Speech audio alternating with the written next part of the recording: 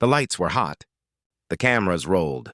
Kamala Harris had just finished a line about America's future when a voice from the sidelines cut through the air like a blade. Scott Bessent, investor, commentator, provocateur, leaned into the microphone and dropped a line that would ripple through every headline by morning.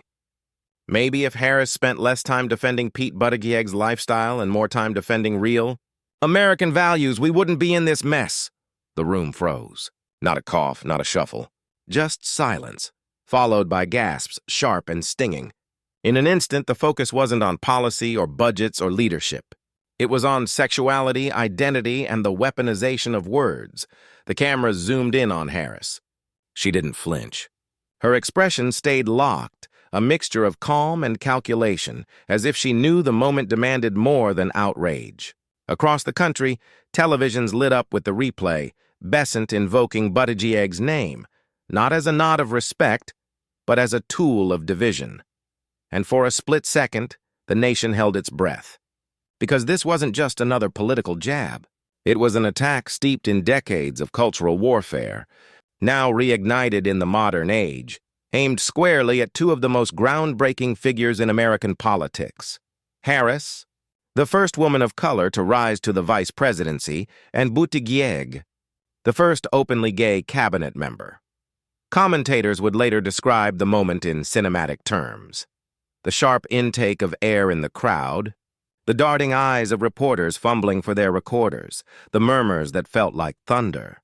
Social media caught fire in real time, hashtags forming, outrage brewing, alliances shifting, and yet, Harris remained still, unmoved. It was the kind of stillness that can only come from years of being underestimated, scrutinized, attacked, and surviving every blow. The quote was shocking. The silence that followed, deafening. But the real story wasn't what Scott Bessent said on that stage. The real story was how the country would respond when the dust settled, and that response would change everything. The words hung in the air long after Scott Bessent left the stage. By nightfall, every network, every blog, every Twitter feed seemed to be asking the same question. What did he mean by that? To some, it was a dog whistle. To others, a megaphone. But to everyone paying attention, it was a line drawn in the sand of America's culture wars. This wasn't the first time sexuality had been politicized in Washington. But the target here wasn't just Pete Buttigieg, a man whose very presence in the cabinet had shattered one of the last remaining glass ceilings in American politics. The target was anyone who believed representation was not a liability, but a strength. Buttigieg had become more than a transportation secretary. He was a symbol, proof that someone openly gay could serve, lead, and carry the trust of millions. His appointment was hailed as historic. For the LGBTQ+ community, it was validation. For the country, it was a step toward finally aligning the promise of democracy with the people it represents. And now, with one calculated line, Scott Bessent had tried to turn that symbol into a vulnerability. Kamala Harris, by association, became collateral. She hadn't invoked Buttigieg's sexuality that night. She hadn't made identity the issue. But that didn't matter. The moment Bessent tethered her to the so-called defense of his lifestyle, she was pulled into a battlefield not of her making. A battlefield where words weren't just arguments, they were weapons. And that's what made the attack so dangerous. Because when identity becomes a weapon, it isn't just one person under fire. It's an entire community. It's millions of people watching the news and wondering if the country they call home will ever truly accept them. The stakes had been raised. This wasn't about Harris. This wasn't about Buttigieg. It was about whether America still believed in the dignity of difference or whether political operatives could score points by turning diversity into a punchline. By the next morning, talk radio was ablaze. Some framed Bessent as a truth-teller, others condemned him as reckless and cruel. Editorials piled up, each spinning the line into a referendum on America itself. And yet, amidst the noise, there was an unshakable truth. The criticism had taken on a life of its own. Reporters who'd been in the room described the gasp as more than shock. It was recognition. Recognition that something deeper had been unleashed. Social media algorithms lit up like fireworks. Clips of Harris's stillness, her refusal to blink, looped endlessly across platforms. Was she calculating a comeback? Was she silently fuming? Or was she embodying something else entirely? The discipline to wait, to absorb, and to answer only when the timing was right. The drama was no longer confined to that single stage. It was now a national storyline. Cable shows booked guests.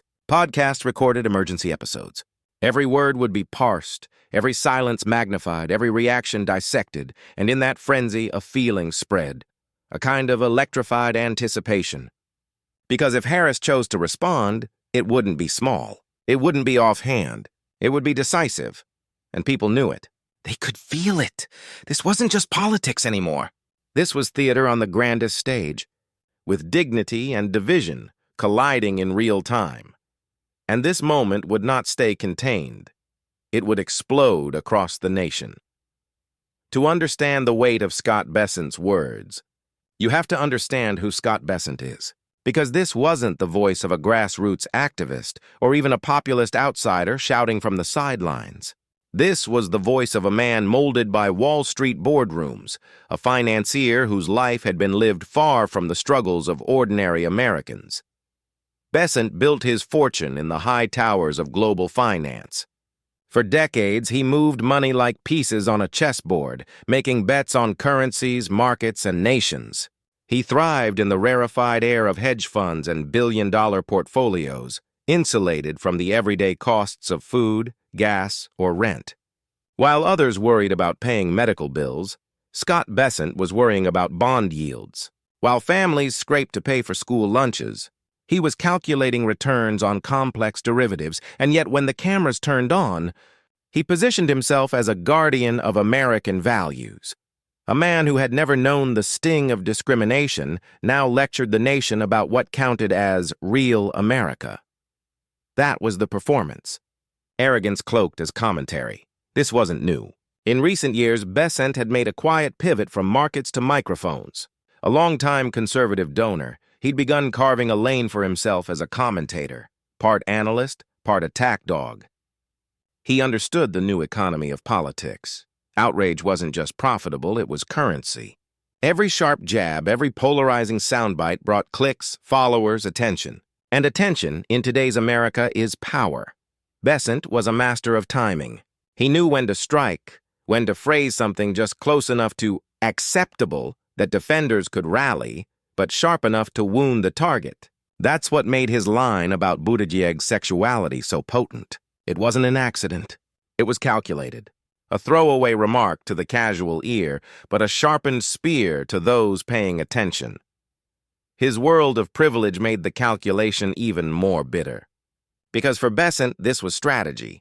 But for countless LGBTQ+ Americans watching at home, it was personal.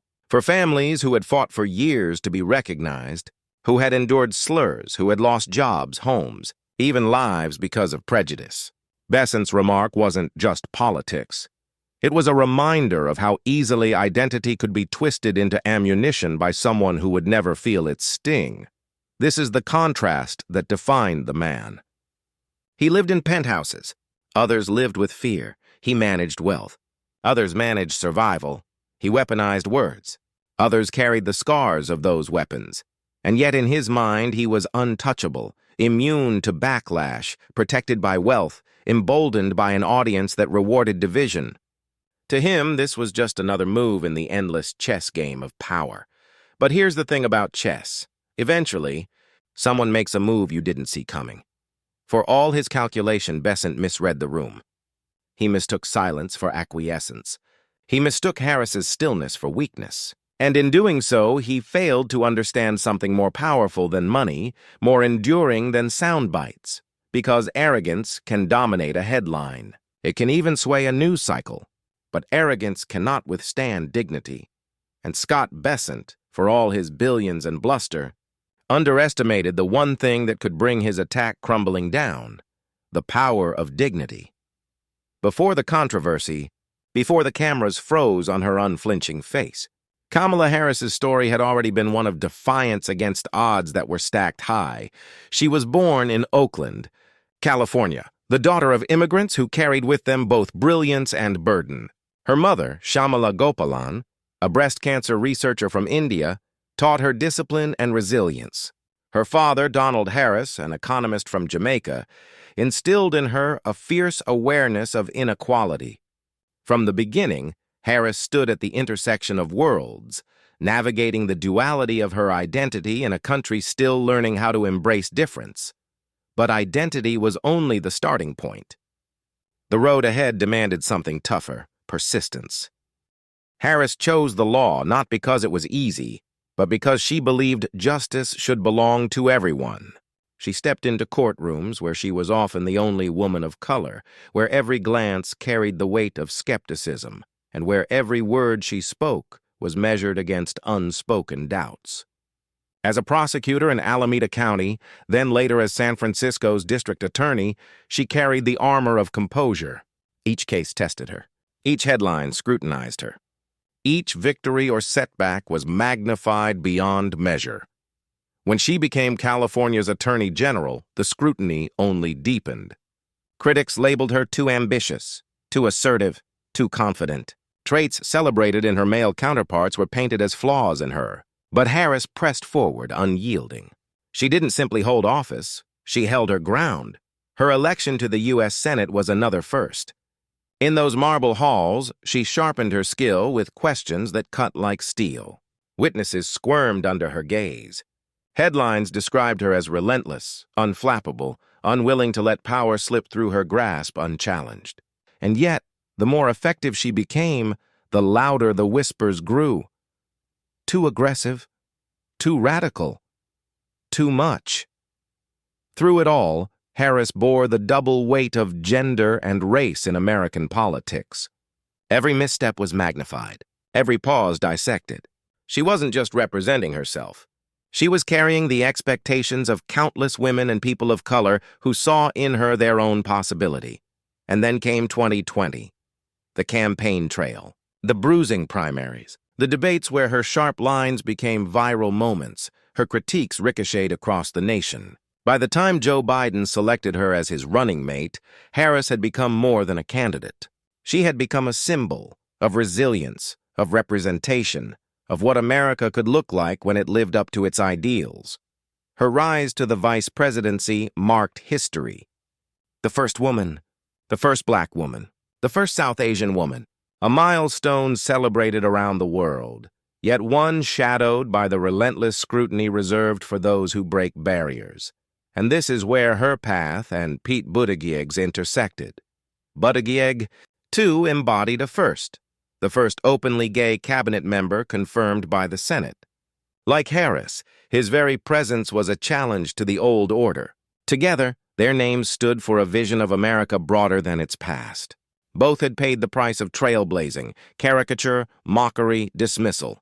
Both had learned that progress carries a cost. So when Scott Bessent's words dragged Harris into a controversy tied to Buttigieg's sexuality, it wasn't simply about a cheap shot on a debate stage. It was about two trailblazers bound together in the crosshairs of culture wars, each representing millions who saw themselves in their struggles. For Harris, the insult was another weight added to years of carrying burdens few understood. She had endured sharper criticisms, uglier attacks, more vicious headlines. But every new wound, no matter how familiar, carried the sting of history, the reminder that representation, while powerful, makes you a target. And yet, it was precisely that history that gave her strength. Harris had walked through fire before. She knew when to respond with force and when to wield silence like a shield. She knew that sometimes the most powerful answer is patience, letting arrogance unravel itself before stepping forward with precision. As the cameras replayed Bessent's words and analysts speculated about Harris's silence, the truth was simpler than most realized. She was waiting for the right moment, waiting to transform an insult into a statement, because Harris understood something her critics never would, that every attack was also an opportunity to turn cruelty into clarity, division into unity, insult into inspiration. And when her path crossed with Buttigieg's in this firestorm, their stories fused into one.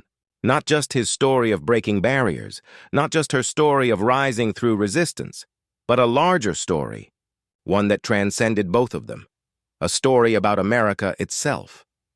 And when their paths crossed in this controversy, the story turned into something far larger than either of them expected. The morning after Bessent's remark, the headlines were everywhere. Scott Bessent slams Harris over Buttigieg. Wall Street Voice questions VP's values. Is Kamala defending Buttigieg more than America? Each outlet spun it differently, but the message was clear. The insult had become a story, and the story was now a storm. Cable news ran the clip on loop. Pundits filled the airwaves with analysis, amplifying Bessent's words until they echoed louder than the moment itself.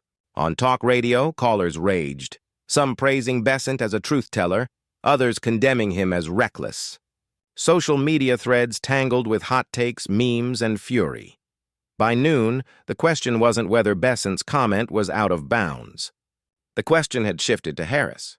Would she respond? Journalists hounded her press team. Cameras swarmed every event. At each podium, the questions grew sharper. Do you agree with Pete Buttigieg's lifestyle being central to the Democratic agenda? How do you defend your position? The framing wasn't accidental. By attaching her name to Bessent's remark, critics painted Harris as complicit, as if she had personally made identity the battlefield. This was the trap, and Bessent knew it. The more Harris was forced to answer, the more legitimacy his attack seemed to gain. The villain's narrative was taking root, stretching beyond one soundbite into a week-long saga. For a moment, it looked as though he had succeeded. The conversation shifted from infrastructure bills and governance to sexuality and values. The culture war machine was in overdrive, and Harris had been pulled into its gears. But Harris did not bite. When reporters shouted their questions, she smiled politely, sidestepped, pivoted back to policy. When anchors pressed for a reaction, her allies filled airtime with measured talking points. Her stillness was no accident. It was strategy. She had seen the trap before.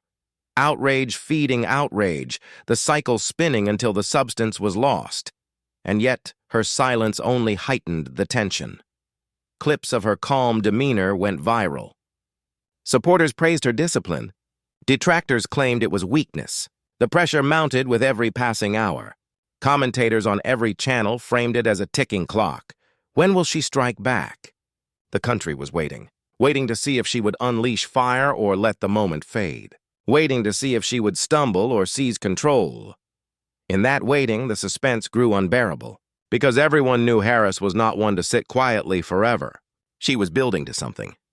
You could feel it in the rhythm of her appearances, in the way her allies hinted that the vice president will have more to say. And when she finally chose her moment, it would not be an afterthought. It would not be a side comment lost in the noise. It would be decisive, cinematic, unforgettable. The nation leaned forward. The villain's narrative was loud. The tension was thick, but the country had not yet seen her mic drop moment. And when it came, it silenced the noise. The room was packed. Cameras pointed like cannons. Reporters leaned forward, pens hovering, waiting for the line that would finally break her silence. Kamala Harris stepped to the podium, adjusted her notes, and paused.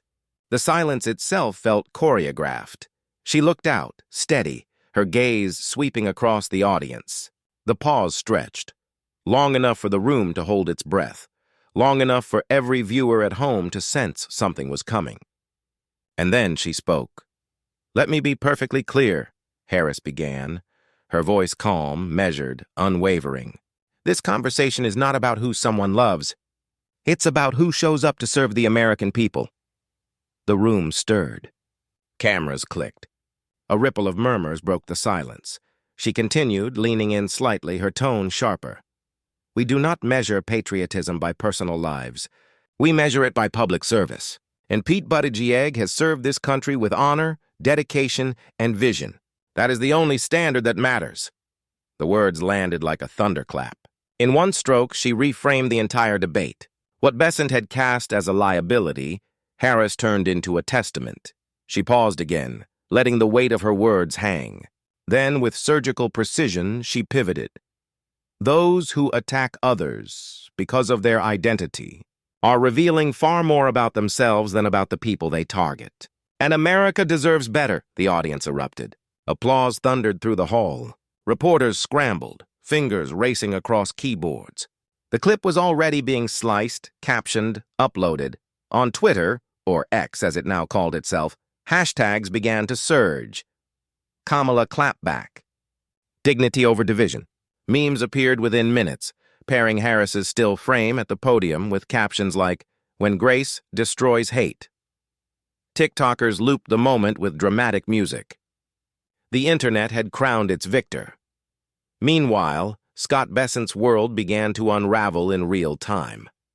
His defenders scrambled on air, insisting his comment was taken out of context. Yet, every attempt to reframe his remark only reinforced Harris's contrast, her dignity against his pettiness, her clarity against his arrogance. Footage cut between her speech and his original comment. The juxtaposition was damning. On one side, a man using sexuality as a punchline. On the other, a vice president elevating the conversation to values of service, honor, and Americanness. And in politics, as in theater, contrast is everything. Harris leaned into the moment, refusing to dilute her point. She spoke not only for Buttigieg, but for every American who had ever felt diminished because of who they were. This country was built on the idea that every person deserves dignity, she said, her voice rising, and we will not allow cheap shots to erase that promise.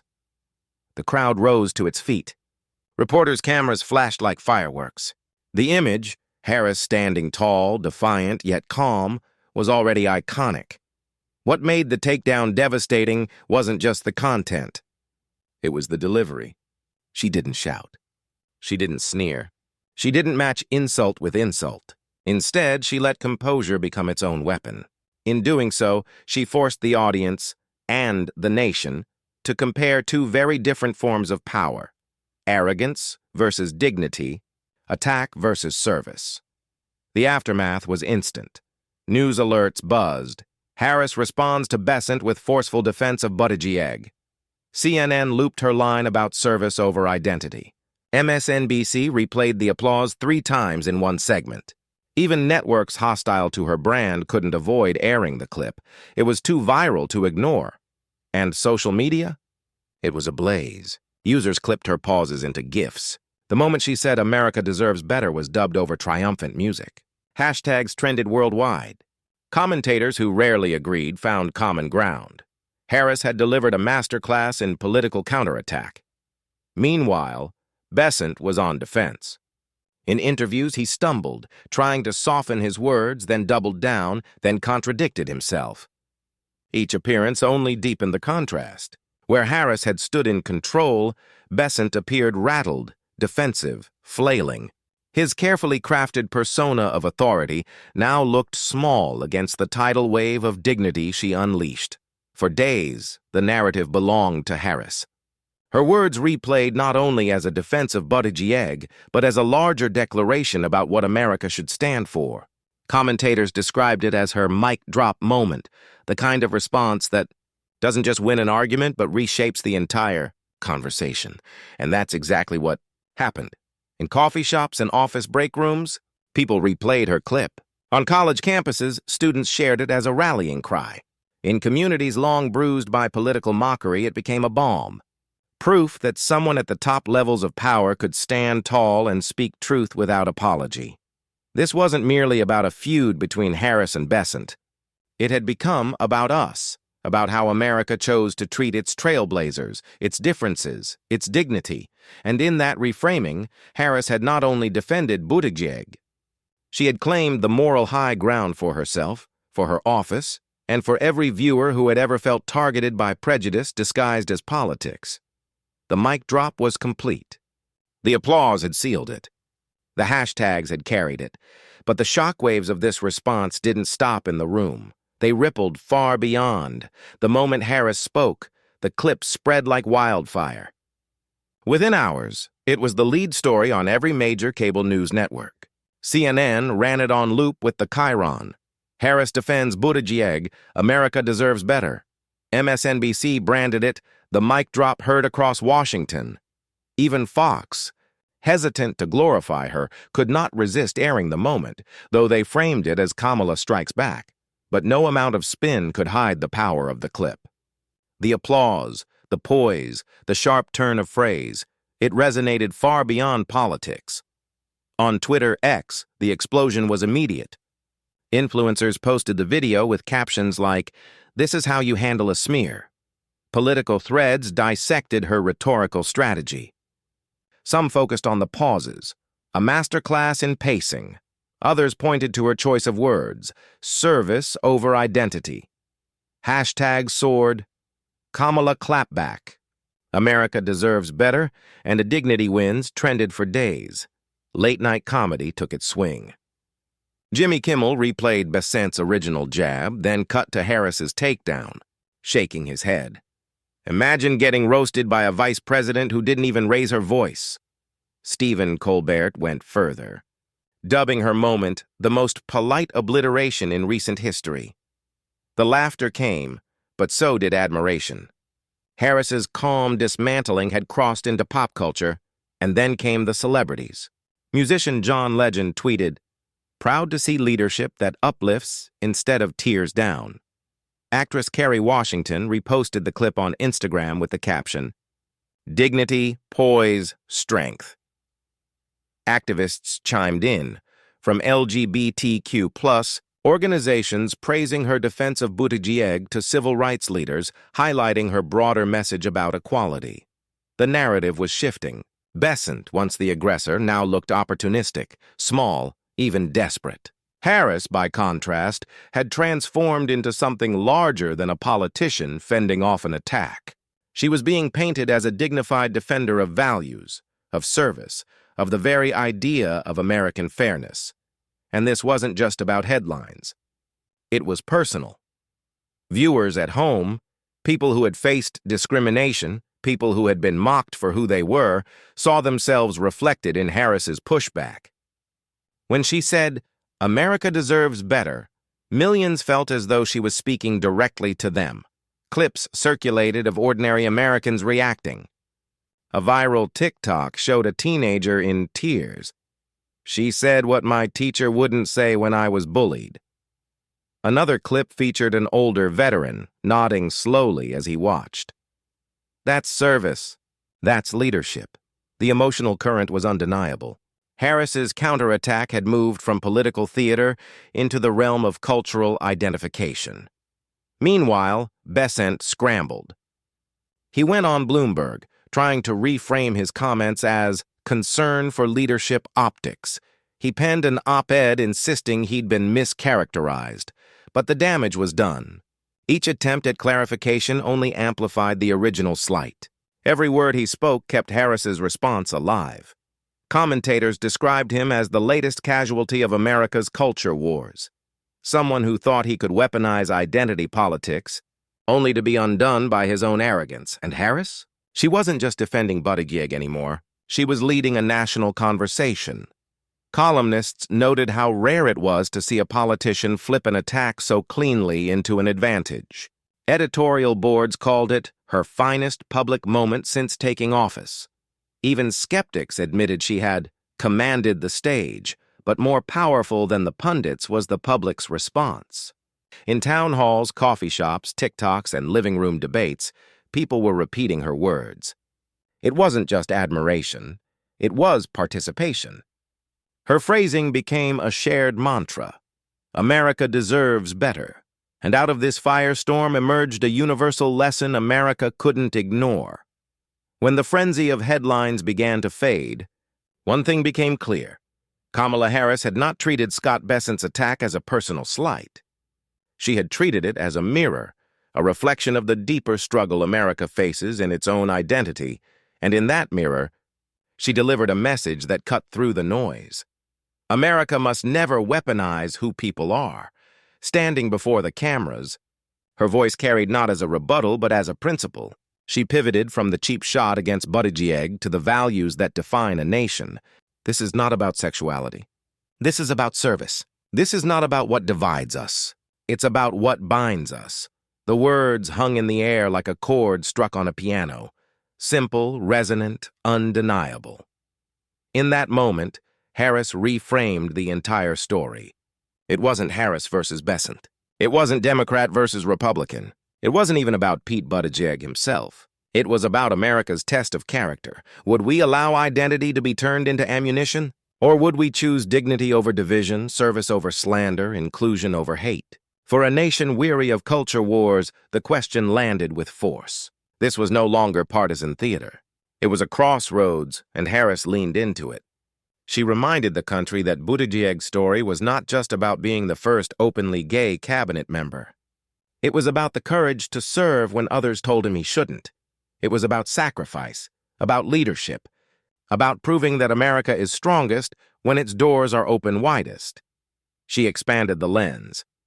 Every person who has ever been told they don't belong, every child who has ever been mocked for being different, America owes them better. Not as a slogan, as a promise. Applause wasn't just applause anymore. It was release. It was recognition. The moral crescendo rose not from partisanship, but from shared human truth. Dignity is stronger than division. Service outlasts slander. Inclusion defeats hate. And as she spoke, millions watching at home began to feel something rare in political discourse. Uplift. Because this wasn't just about Harris. It wasn't just about Buttigieg. It was about us. About a country struggling to decide whether its future would be defined by fear of difference or by the strength of unity. About citizens who wanted to believe, even for a moment, that politics could be about more than insults and headlines. About the idea that when one leader stands with calm conviction, she can remind us all of who we are meant to be. By the time her words settled into the national conversation, the lesson was clear. This controversy had begun as a cynical jab, but it had ended as a story about resilience. Harris had taken an insult and turned it into a universal anthem. America deserves better. And in echoing that truth, the audience, both in the room and across the nation, felt something rare. A glimpse of unity. From the very first moment, Scott Bessent aimed his criticism at Kamala Harris through the lens of Pete Buttigieg's identity, the nation held its breath. What began as a calculated insult transformed into a defining clash, arrogance against dignity, slander against service. And in the end, it wasn't the insult that lasted. It was the response. Harris's calm but commanding words reframed the battlefield. She reminded us all that America's strength isn't found in tearing each other down. It's found in lifting one another up. She proved that identity is not ammunition, it is part of the American story. And she left the nation with a truth that will outlive any headline. Dignity is stronger than hate. That is the lesson. That is the legacy. But this story isn't just about Harris. It isn't just about Buttigieg. It's about us, the people watching, listening, and deciding what kind of country we want to be. Will we let division define us? Or will we choose dignity, inclusion, and unity as the path forward? If you believe that dignity is stronger than hate, share this story. Let it travel further than the insult that sparked it. Let it be louder than the cynicism that tried to bury it. Because stories only have power when people carry them forward. So, subscribe, comment, and add your voice. Not just to this channel, but to the conversation America is having about who we are. Together, we can make sure that the lesson of this moment is not forgotten. Because the world may have heard Scott Bessent's insult, but history will remember Kamala Harris's response.